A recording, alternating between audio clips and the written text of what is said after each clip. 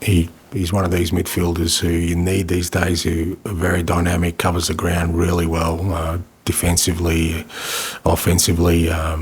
Gets into the box. He scored a couple of goals for us this year. His technical ability is strong, and he's a good ball carrier as well. And he's still young. I feel that he's another one there's just so much more growth in from all aspects, and I just really like his kind of just general demeanour. I think he feels like he's kind of been blessed to have this opportunity, and he's going to make everything, do everything to make the most out of it. And it's great to have him as part of the group. He's obviously, he's very popular within the group because of his nature, and but he's a hell of a footballer. I've got a lot of time for Pape, and I think again he's another one where there's just a lot of growth there, from what I see. And can I just check, has he been kind of impacted by doing fasting for Ramadan?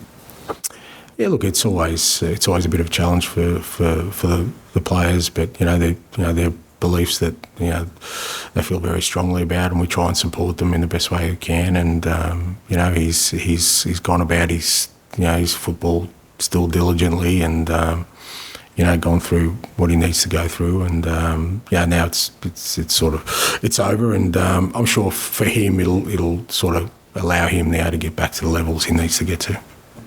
Tom?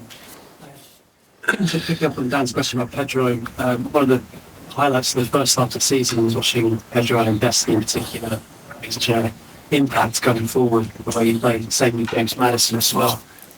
Of late, perhaps from a numbers point of view, they're not having quite as big an attacking impact. Do you think that a lot of that's to do with teams starting to adapt?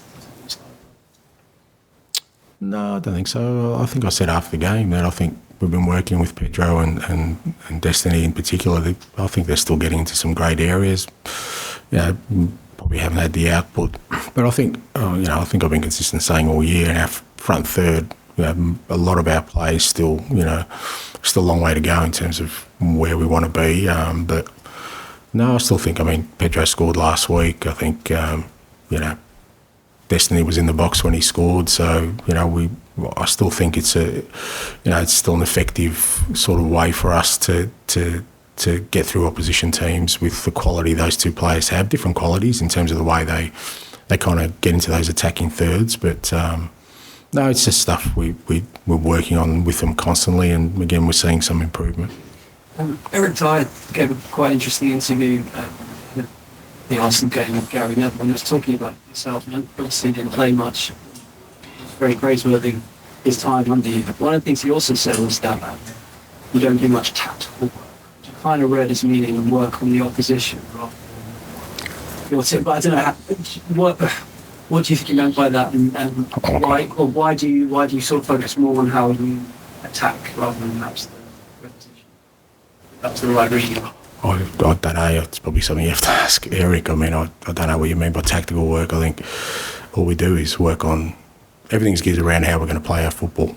So for me, that by extension is tactical work. So whether that's on us, whether that's on the opposition, in fact, I'd probably say we don't do anything apart from tactical work. That's all we do every day. If we're working on our fitness, it's still trying to play our football. So, but I'm not sure. I haven't seen the interview, so I'm not sure what he's referencing. But if you're talking about, do we sort of do training where we're kind of standing around and working on how we're going to stop an opposition, how we're going to break down? No, I don't do that. But I don't think that's the only kind of tactical work that exists. There's other kind of tactical work, but I think anyone who trains with us will tell you that all we do is train the way we play. So, maybe that's not tactical work. I don't know. It's not for me to answer. Just finally, Harry Kane left in the summer. Decided with a heavy heart to leave the club and the project that you were embarking on with the view of hopefully winning trophies at Bayern Munich. Obviously, there's still in Champions League. There's a chance that he can still do it, but there's also a chance that he won't. There's been a little bit of schadenfreude perhaps amongst Spurs fans and fans in the wider base about that not potentially happening. Do you think if he doesn't win any trophies, it's sort of fair comment not to do that? No, I don't think that's fair, because I'm not going to speak for Harry, for God's sake, but I don't think that's the only reason he left. I think he was pretty clear that he wanted a different experience. And I think there's nothing wrong with that. That's been my whole career. He was at one club for a very long time. He was at a point where he either makes a decision to stay a one club man, which is fair enough, or he can experience something different as a footballer, maybe as a person. I don't know. Again, it's questions for him. So I don't get this as just a notion that he just moved just to win things. I don't think if he had stayed here, he didn't think he was going to win things. So I just think, he wanted a different experience, and he's getting that, and I'm sure, he'll at the end of his career, if that was his reasoning behind it, I think he'll find that, he does. It gives you, a real broad experience about what football's about, what life's about. So, I don't think that's fair on him. But ultimately, all these decisions you make about your personal career, I know every decision I've made in my career, it's very hard for other people sometimes to understand because they're not living my life. They're not with my family, they're not with the people around me to know why you come to these decisions. So, and they're very rarely around too many simplistic things. Most of the time, there's a whole range of factors you kind of put into it. Kieran? Just ask about Heung Min, because 4 years ago he's in the second division, and now he's clearly holding his own in the Premier League. He's only 22. Where do you see, where's his potential? How much better can he get? Don't know, and not interested in sort of putting a limit on that because, as you said 4 years ago, if somebody maybe said to him one day, your goal should be to play in the Premier League, well, he's done it at 22, then there's a potential there for him to sort of say, oh, well, I've done. So I think with all these things, you never put limits on it.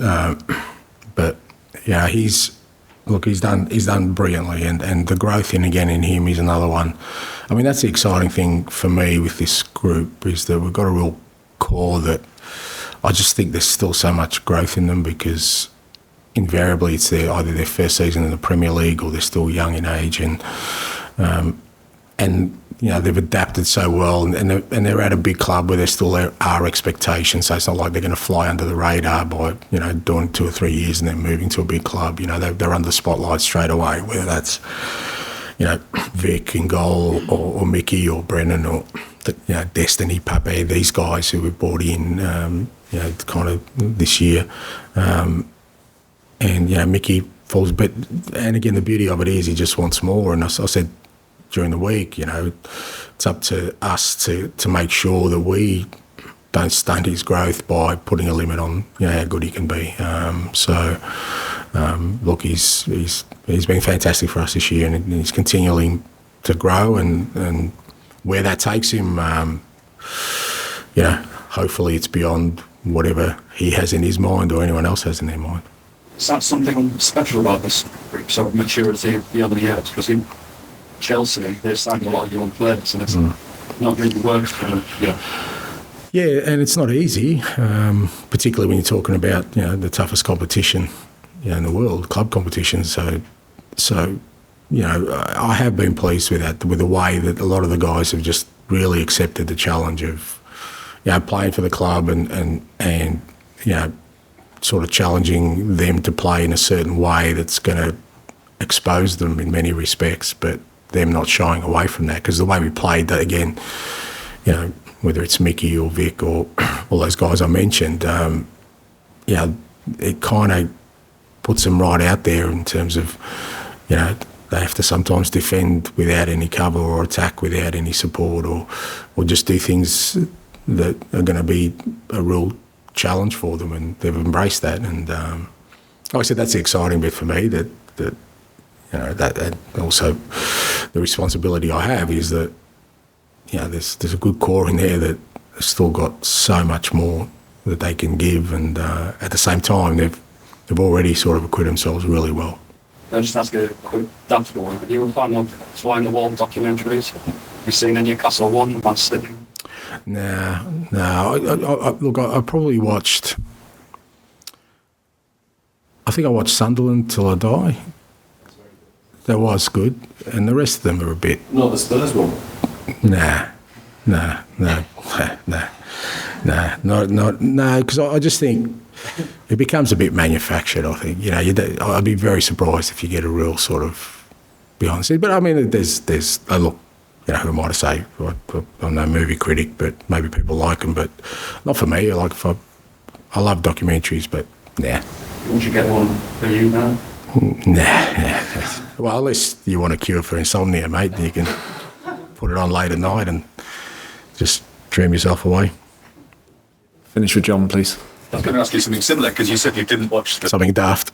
You said you didn't watch the sixth one. I mean, some managers might have thought it would be useful to see a squad go back to inherit at their worst. It's not just seeing them at their best, scoring goals and winning games.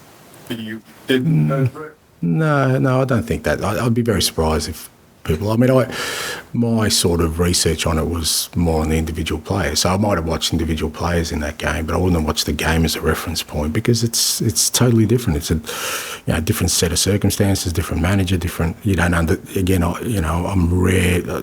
really reticent to judge and try and figure out what somebody else is doing because I'm not in their shoes on a daily basis. So I've never used those kind of things, and also I know that, irrespective of what's happened in the past, probably more than likely I'm being brought in to do something differently.